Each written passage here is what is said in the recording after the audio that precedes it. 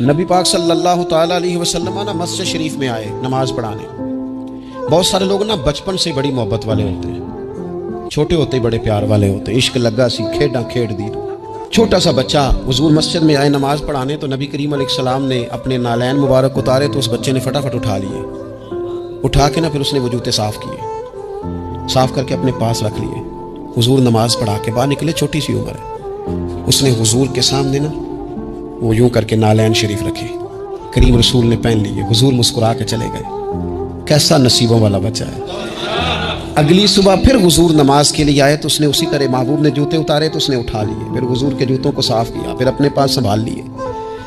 حضور نے نماز پڑھائی، فراغت کے بعد کریم نکلے تو اس نے پھر اسی طرح جوتے رکھے۔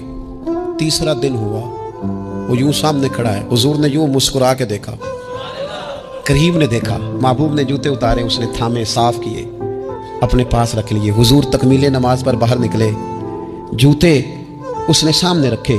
اب حضور نے پوچھا بیٹا کیا نام ہے؟ یعنی حضور نے پوچھا، نبی کہ میں نے سنا ہے وہ بن سنور کر میری عیادت کو آ رہے ہیں۔ یہ دیکھو نا، نرخ بازار محبت کا انوکھا ہی ہو گیا، نرخ بازار محبت کا انوکھا ہی ہو گیا، خود خریداروں میں شامل آ کے مولا ہو گیا۔ یعنی حضور نے خود حال پوچھ لیا، نبی کریم نے حال پوچھا کیا نام ہے؟ اس نے کہا فلاں نام۔ باپ کا کیا نام ہے؟ حضور فلاں بن فلاں۔ کس قبیلے سے ہو؟ یا رسول اللہ فلانے قبیلے سے۔ فرمایا تمہیں کس نے کہا ہے میرے جوتے اٹھاؤ، صاف کرو، پاس رکھو، جب نکلوں تو دو؟ عرض کرنے لگے حضور کسی نے بھی نہیں کہا، میرا دل کرتا ہے۔ یا رسول اللہ میرا دل کرتا ہے، مجھے کسی نے بھی نہیں کہا۔